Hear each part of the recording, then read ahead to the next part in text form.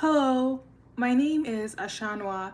Are you curious about the origins and history of Kente, the biblical ties, the cultural significances, and more? Well, in today's live, I'm going to be discussing another African textile that you've probably heard about and that is very popular called Kente. So if that sounds like your jam, I encourage you to subscribe and stick around. Like this video, and before we begin, a quick introduction. My name is Ashanwa. Welcome to LAJA. This is a channel dedicated to African fashion, prints, and textiles. I'm very passionate about showing their beauty, diversity, and versatility in a modern way and the ways in which we can incorporate them into our wardrobe and lifestyle. So, Kente is a fabric that is originating from Ghana and also has roots in Benin as well. There are two types of kente. One you may have heard of, one is one you probably may not have heard of, but it's actually the original form of kente. And those two forms are Ashanti kente and Eve kente. I'm going to start with Ashanti kente and end with Eve kente because again, Eve Kente is the original Kente cloth, but it's not as popular. The Ashanti or Asante people of Ghana have done an amazing job on marketing Kente as their own national fabric, but there was a predecessor before the Asante Kente. So, starting with Asante Kente, Kente is a woven fabric made by the Asante people of Ghana and the Ewe people of Togo, Ghana, and Benin. Unlike many other African textiles, Kente is a symbol of Black and African pride and heritage. If you see me looking down, I have my notes in my Ankara journal here, so I'm going to be referencing it often. So, unlike many other African textiles, as I earlier mentioned, it's known as a symbol of African and Black pride, especially within the diaspora and also in the United States. Starting in the 60s and moving through the 90s, Kente was and still is used as a symbol of Black heritage and is a connection back to their African roots. It's used in graduation ceremonies as sashes and to highlight notable achievements within the African American community. One meaning that the African Americans ascribe to Kente is that which will not break, so Kente is viewed as a symbol of strength. Too many fabrics are sold as Kente, but I want to highlight that there is a key difference between Kente print and Kente cloth, and they're not to be confused with each other. I encourage you to watch my video on African prints where you can see and I explain the process of how African prints is made. Kente print is also made in a similar fashion, but it's not in the same fashion as Kente cloth. Kente cloth is actually woven, while Kente print is printed on fabric, either wool, either cotton, or rayon.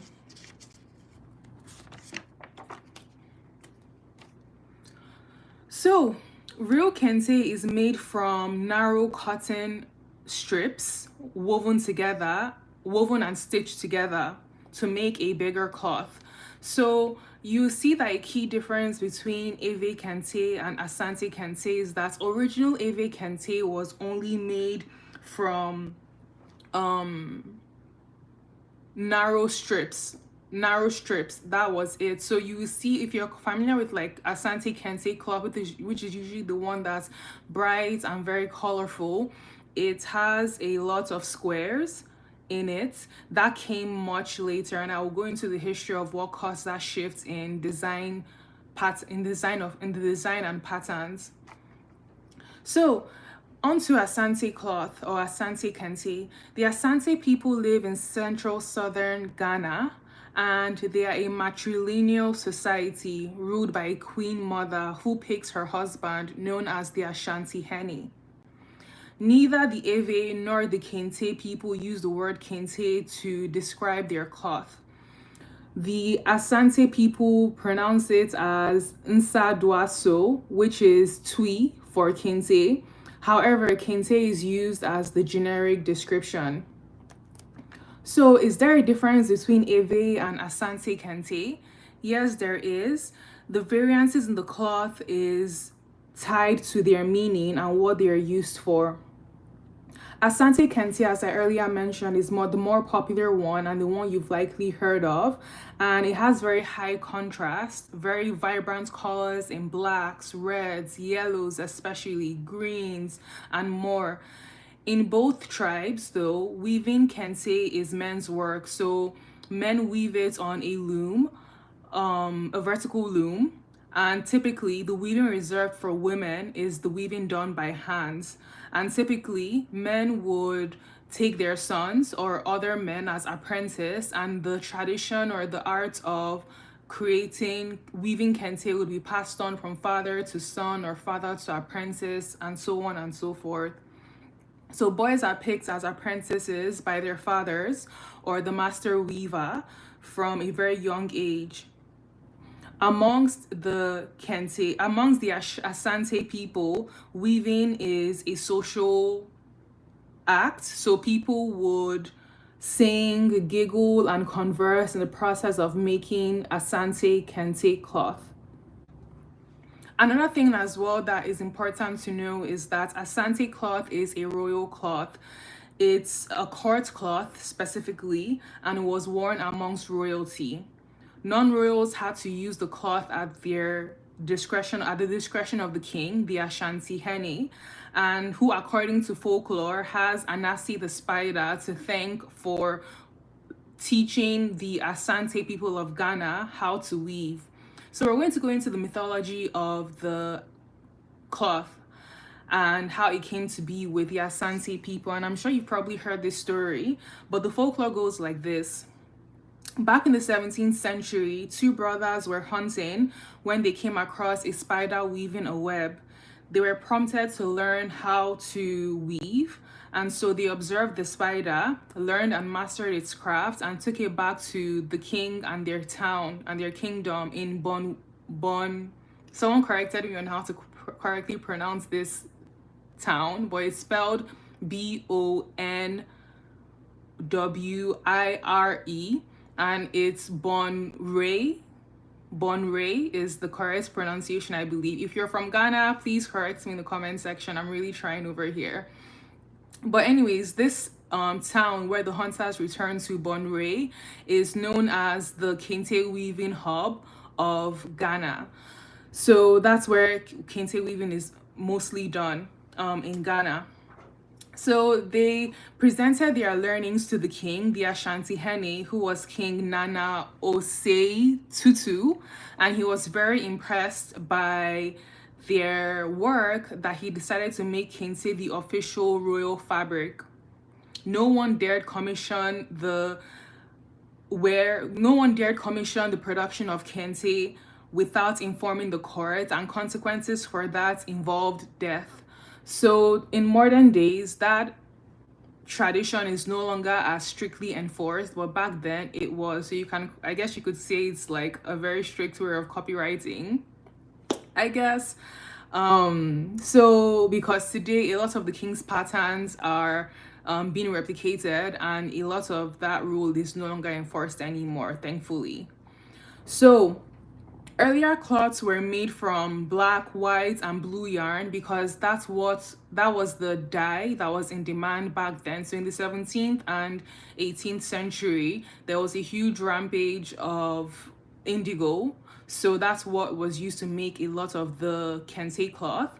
But we're discussing Asante now. I'm going to go into Eve in a bit, but I just want to Asante Kente is the more modern form of Kente. Came after Eve Kente, and you see how it ties in with that. We're going to go real deep in today's life. We're going to go into the biblical ties and the ancestral ties and more. So stay tuned if that's something you're interested in learning. So when the Ashanti or the Asante people started trading with foreign countries and the Westerners especially, silk was introduced to them. And though they didn't really care for the cloth that the fabric came in, they absolutely adored the colors that they came in. So like I earlier said, Kente was made in colors like in very muted colors, which is Ave Kente, like blues, blacks, and whatnot. But with the introduction of silk, they were able to really add in the more vibrant colors like yellows and reds and greens, and that's what is known as the Asante Kente cloth that we all know and love today. So right now, Asante Kente is a mix of silk and cotton, and that was a more modern interpretation of the cloth after colonialism took place, or in the process of colonialism. And Eve Kente, which is the more traditional form and the more original, authentic form of Kente, is mostly made of cotton, so there's no silk in it. So the creation of visually engaging cloth amongst the Ashanti people was intentional because they were very status conscious and they wanted their clothing to reflect their class and social standing. And I'm going to go through what the colors actually meant. So the colors in Kente cloth have meanings. Each color combination is dependent on what it is used for. So black is spiritual maturity, potency, and communion with the ancestors. Blue is spiritual sanctity, harmony. Yellow is royalty, wealth, and fertility. And I'm sure you've probably seen that yellow is one of the more popular colors used in Kente fabric. Gray is spiritual cleansing and blemish. Red is sacrifice, struggle, and heightened spiritual outlook. Green is nature, growth, fruitfulness, and spiritual rejuvenation. Pink is calmness, sweetness, and gentleness. White is purity, healing, and festivity. And then silver signifies the moon, serenity, and joy. So a lot of these colors are combined and woven to create a message, and each cloth is typically unique. Currently, there are over 300 kente patterns with their unique meanings, and weavers create new ones almost every day. The Asante people named their cloth after famous people and mundane things like, most interestingly, Asante Kente is used to record history and social events. For instance, the cloth, there is fire between the factions of the broken out between a few tribes after the death of King Tutu. Cloth names are also changed to reflect times as well. For instance, when President Nkrumah married his Egyptian wife, Fafia, a cloth was commissioned called Fafia Betrothed Nkrumah. When he was disposed from presidency, the cloth was then changed to one man does not rule a nation. So these cloths are very fluid in their uses and in their naming conventions, and they reflect social climates and socio-political events as well.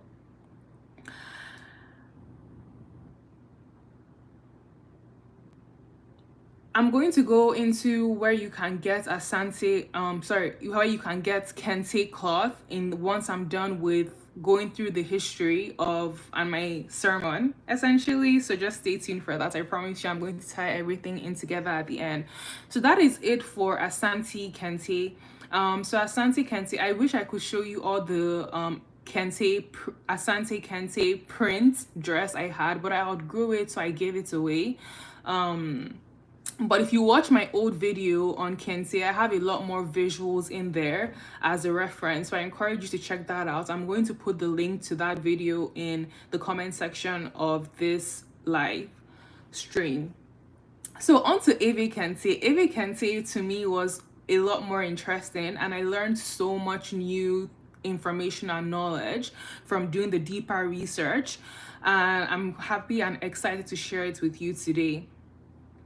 And I'll go through the comments after I'm done with my my presentation. So the Ewe people are scattered across eastern Ghana, southwestern Togo, and Benin. There are 3 factions within the Ewe group that weave Kente, each having their unique weaving techniques. Similar to the Asante people, the Ewe don't use Kente to describe their weaving. Instead, they use the word Anduavor, which is spelled Adanuvor. But Kente is still the generic term. Ewe Kente tradition dictates that weavers isolate themselves while weaving. So it's different from Asante Kente, which is more of a social event where people gather around and weave together. Ewe tradition dictates that it's done solo so that the weaver can focus on their craft. But this tradition is slowly drifting away. I'm not sure it's still as heavily enforced today. The folklore of the origin of Ewe Kente goes like this. An Ewe hunter called Togbise rested under a tree after a long day of hunting. He observed the spider and figured humans could also weave too. Shocker, shocker. He went home and tried to imitate the spider's efforts by inventing a small loom, which is today known as a children's loom. And as I earlier mentioned, within the Eves as well, weaving is a male craft. It's not something that's done by women. Women often weave by hand, not using looms. And I think right now the tradition of men weaving, male only weaving, is being combated within the West African community or the Kente community to involve women. So there are non-profits and unions being formed where women are contesting to learn how to weave Kente fabric and Kente cloth, essentially. But it's still predominantly a male space. Unlike the Asante, the Ewe people prefer muted colors. So the original Kente and a lot of the Kente you find in museums. So if you go to European museums where they feature a lot of African textiles and African prints, the Kente that you see there is actually Ewe Kente. And Ewe Kente actually precedes Asante Kente and was the original Kente that existed and originated long before colonialism, long before the slave trade, and long before the Asante kingdom was established in the 18th century. So, speaking of the colors, unlike the Asante people, the Ewe people preferred muted colors. The color palettes were greens, yellows, blues, and reds, so mostly muted colors. And a lot of this was rooted in the availability of dye that was available at that time, and that was indigo. Indigo was the most popular dye available during that time, so that's what was used, and that was what influenced a lot of the earlier cloths, Ewe cloths that existed. So the Ewe cloth was also horizontally stripped as well. I'm going to get into that very shortly, but let me just focus on the colors. So the Ewe Kente does not emphasize very high contrast colors like the Asante Kente. It was more integrated and less loud and flashy. And you see that in sometimes in modern day Ewe cloth, the weaving sometimes features images and items like stools, combs, and pineapples as well. Another minor difference between I would say similarity and also a little bit different as well, is that Ewe Kente is a social cloth, and the Ewes were not as concerned with status as the Asante people were. However, they do wear their Kente for special occasions. It's used to commemorate life stages like puberty, widowhood, marriage, engagements, birth of twins, and more. They even named their cloth too, but it's not standard. It changes across time, and it's common for weavers to disagree on the name of the cloth. So, in terms of the oldest Kente, the oldest Kente were actually stripped and fringed. So they didn't contain squares, they didn't contain symbols, they didn't contain any form of fancy patterns like current Kente cloth does contain. And I'm going to go through the evolution of what caused that change along the line. And also, a very important location that was prominent in the history of Kente was LAJA. So LAJA is a region in the Benin, and it's known for its weaving industry, and they specialize in cotton, so weaving and cotton. Kente or Kiten means in Evigbe, which is their language, means open and press tightly. So it basically just describes the process in which the cloth is being made. So the Eves were already weaving Kente cloth and selling it to Europeans and Portuguese, who were in turn selling it to the Gold Coast, which is known as Ghana. So this is why I wanted to go through the Asante Kente cloth first, because that's the Ghana Kente. But the Ewe people, who are more saturated in Benin, they are the true originators of the Kente cloth, the Alada location. And I'm going to go into the biblical ties shortly and the ancestral ties as well. So Ewe Kente was a huge traded product in the 1600s, in the 15 and 1600s. This was way before human slavery got into being, essentially, and even before the Asante kingdom was established. Alada, as I mentioned earlier, is located in Benin and is also known as the Slave Coast. So from when I was doing my research, there was a tunic that dates back to the 16th century, the 1620s, and it belonged to a king of Alada. And I also said that original Kente cloth had stripes only. There were no squares, there were no symbols, or there were no fancy designs. I wish I had a picture to show you all, but again, I'm going to link my video where I have visuals of the Ewe Kente versus the Asante Kente, so you can see the difference. So some genealogy on Kente, Ewe Kente. Ewe Kente, or the Eves, have a long tradition of being descendants of the biblical Israelites, and this is not to be confused by or related to Judaism or the Jews. There are 12 sons of Jacob, or in Evigbe language, Yakobe, who were scattered throughout the world. The Bible was okay, so we're going to go into the biblical context right now. The Bible, and I just want to give a bit of a disclaimer, the Bible was first a historical document that contained cultural practices of people before it became a religious tool. So we're looking at the Bible from a historical context, a genealogy context, and we're taking everything that it's saying as encryption of culture, essentially. So there was a connection between Ewe Kente and the coat of many colors. So if you're Christian or if you're not Christian, the coat of many colors is the story of Joseph. So Jacob essentially gave his son Joseph, who was I think he was the second to the last, or the last born of Jacob. He gave him a woven coat that had many colors, and this caused a lot of jealousy towards Joseph from his siblings. And I'm going to break down what the connection is with the Ewe cloth, and why this coat was just not any coat, and why it evokes jealousy in his brothers. So let's go. Alada can be traced to a grandson of Judah, who is a son of Jacob.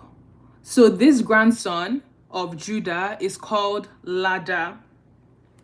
According to the biblical accounts, LAJA was the father of the families who made fine cloth. And we can see this proven in 1 Chronicles chapter 4, verse 21, which reads, and I'm reading the King James Version because King James was someone who was heavy into hidden knowledge and the occult. So I want to read it from his own version and from his own account. The sons of Shelah, the sons of Judah, were the father of Leka and Lada, the father of Maresh, and the families of the house of them that wrought fine linen, of the house of Ashbia.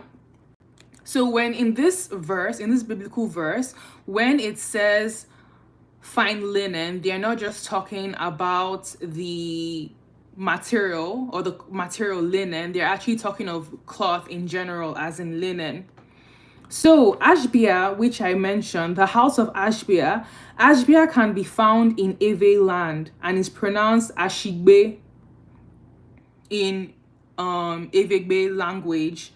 And that family, that house is known for weaving, and the tradition is passed on from father to son. So again, it's patrilineal. So I already earlier mentioned that in Genesis chapter 36 and 37, Jacob gave to his second to the last born Joseph the coat of many colors that he wove. So Jacob is the one that wove the cloth that he gave to Joseph. Joseph's brothers were jealous and sought to eliminate him because of this cloth. So you're probably wondering, why would his brothers want to unalive and basically sold him to slavery over a piece of cloth? Well, let me break it down to you. This cloth was actually Eve Kente. And the reason I say this is because, and the cloth Eve Kente, in this case, or just Kente in general, it was reserved for royalty. So Joseph was given a cloth that was reserved for royalty, therefore crowning him as leader above his elder brothers. So you can see how this was not just any cloth. It was a cloth of royalty and a cloth symboling his dad's acceptance and agreement with his gifts. Because Joseph, it was said in the Bible, in the verse or in the chapters, that Joseph was having dreams and visions. So it was his father recognizing and acclaiming that he was going to lead his brothers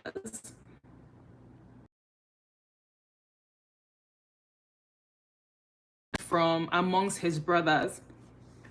So it's important to know that the house of Judea, or the house of Judah, that creates the cloth is still alive today. So Ashigbe or Ashbia, the Hebrew form is Ashbia, but the Ewegbe terminology is Ashigbe. So that house actually still exists today, and they're a house of weavers, a family of weavers, essentially. So it's a literal account.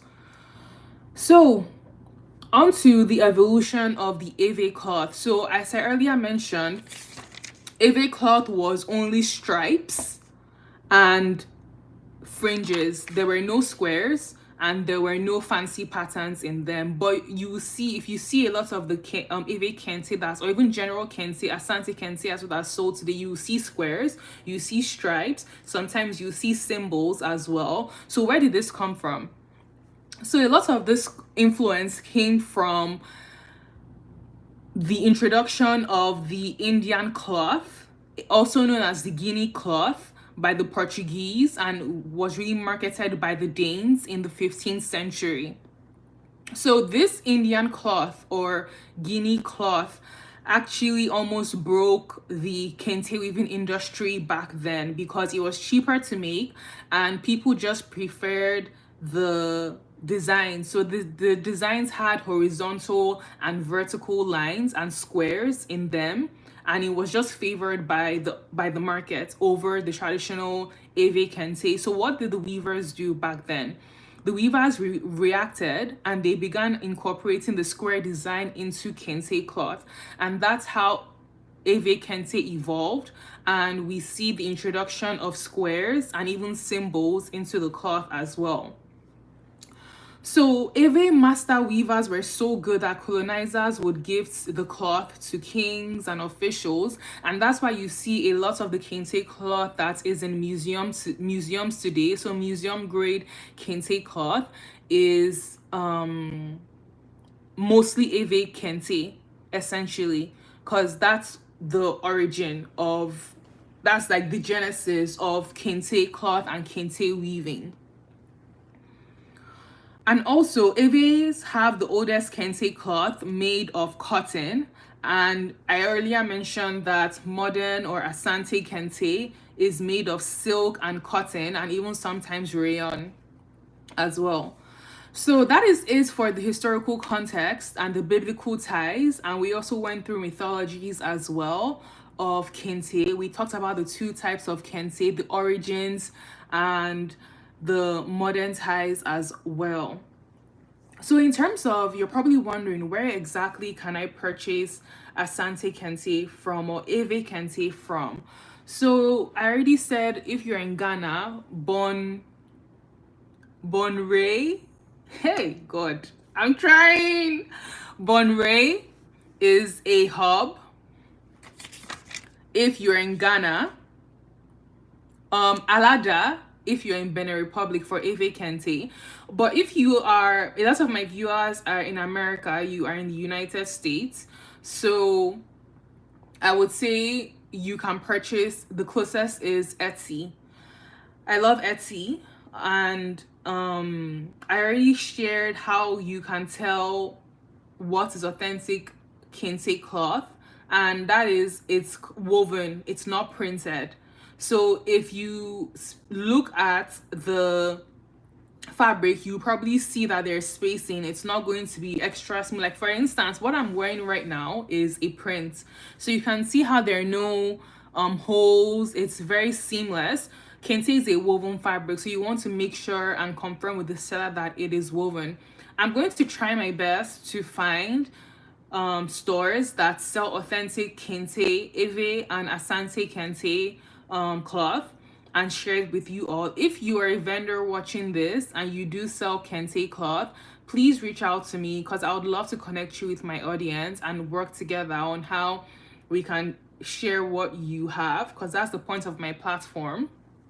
And yeah, so I'm going to just say Etsy for now. If you're in the United States, that would be your best bet.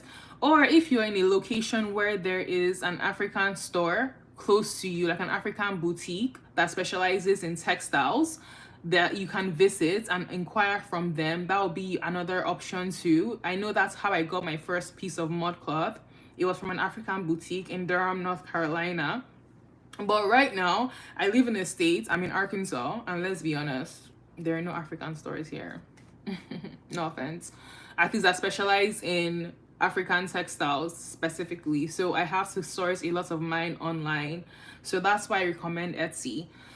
And I'm going to see what I can do in terms of compiling a list of Etsy stores that specialize in Kente, authentic Kente, and I'll definitely share that with you. And if you're a brand or a seller of Kente, please reach out to me. So that is it for today's video. I know people had